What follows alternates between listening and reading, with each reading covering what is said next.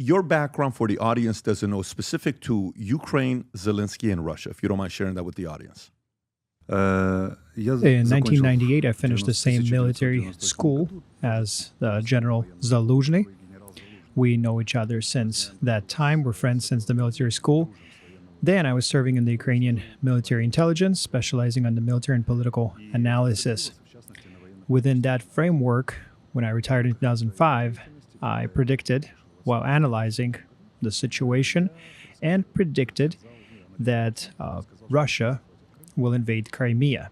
I described it, and there's a video of that in the internet from 2008 where I describe how they will invade Crimea. And that's actually how they did it, the literally same stages and same steps as I had described then. There was a video in 2015, 18, 19, where I was predicted the war will break out. Since 2014, I was participating in the second Maidan and military operations in the East, and I became famous as a military commentator, military reviewer. When Zelensky came to power, I criticized him very sharply because of his approach towards war and towards stopping the war and so forth, so harsh that one time they invited me over to talk. I was especially critical of the informational coverage of the Minsk process. And I received a call from their office, and they invited me to a meeting in the Minsk process. And when it finished, they said, what's your opinion? What do you think that the informational policy should be? I described it, what I would do, and they offered me to become an advisor and speaker of the Ukrainian group in the Minsk process. Parallel, there was the Normand process happening. And about 3 weeks after that, I met with Yermak, and he offered for me to become the advisor to the office. And I was an advisor on strategical communication in the area of national defense.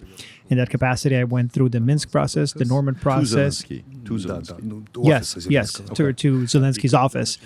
When the war began, I became the main speaker, one of the three main speakers. The first was Zelensky, and Podolyak was second, and I was the speaker on the military issues. Then it happened that there was an explosive growth and popular and influence. I became the second most popular person in Ukraine, and I took part in the Istanbul process, where I was also the head of the military subgroup. In the talks with Russia, there were 4 subgroups: the economic, political, cultural, and I was the head of the military subgroup. At this time when this is happening, is your relationship with Zelensky good? Are you guys spending time together? There's a good relationship.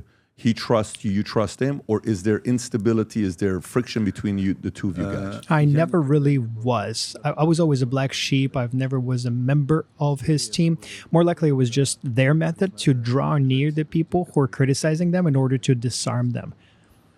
Then, in the middle of March 2022, half a month after the beginning of the war, it became evident that I was ranking second most popular person in the country. Him or his people around him began undertaking systematic action against my popularity. They started a campaign that continues until today to portray that Arestovich is the concentration of all things evil in Ukraine. Moreover, considering that I'm expressing direct political ambitions, this campaign is growing more fierce every day. So could that be that you were a threat because the fear was your ambitions were you were building your own identity because you eventually wanted to be the president, and that could be threatening to a guy like Zelensky where they want to get rid of you? Is that a fair assessment or no? Yes. It's like when 2 narcissists found themselves in the same den and it has become too tight for both of them. And you would say you're one of the narcissists. You're comfortable saying They call me that way. I don't consider myself to be one. I've been studying psychology for many years as an amateur, but nonetheless. And so I know what a narcissist is, the definition, and it was just sort of a joke. So, and I appreciate that, what you're saying. But for me, I think that you need a little bit of it to be a president, because to think you can lead a country, you have to think very highly of yourself. I don't think there's anything wrong with that.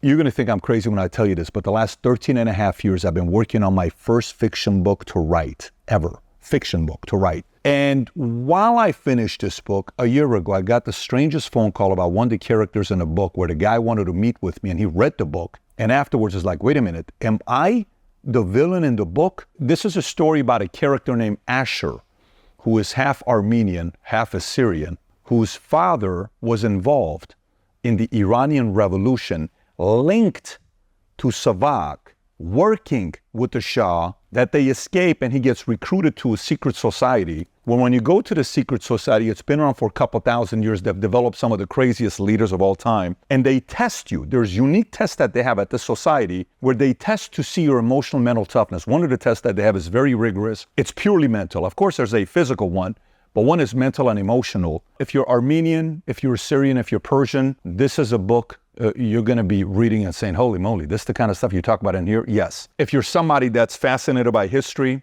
this is a book for you. Characters. There's a technology that this society, secret society, builds where you go into a vault. I won't spoil it for you. When you go down, they have a technology where you get to sit down and watch and have a 3-4 hour conversation with Tupac. You can set up a debate between Karl Marx and Ayn Rand. Karl Marx is in the book, who wrote Communist Manifesto.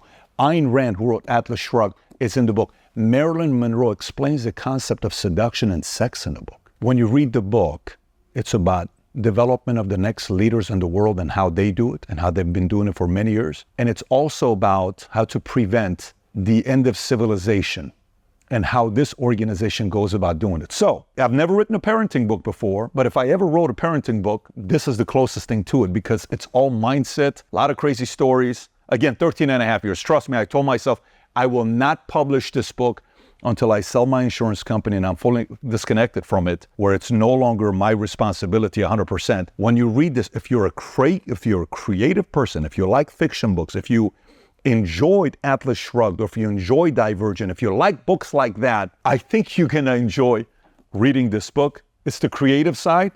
Business books is very easy. Here's how you do it. Here's how this how it works. This is very creative. If you haven't placed the order yet, now you can order it on Simon & Schuster, Amazon. I'm going to put the link up below somewhere here, maybe even in my profile. Go order the book and read it. I've never written a book where I can't wait to read your reviews to see what you think about this book. So I'm going on this wild journey and we have some plans with this book here. If you support the things that I work on, I would appreciate you going and reading the book, order the book on Amazon, and then post a review. If you enjoyed this video, you want to watch more videos like this, click here. And if you want to watch the entire podcast, click here.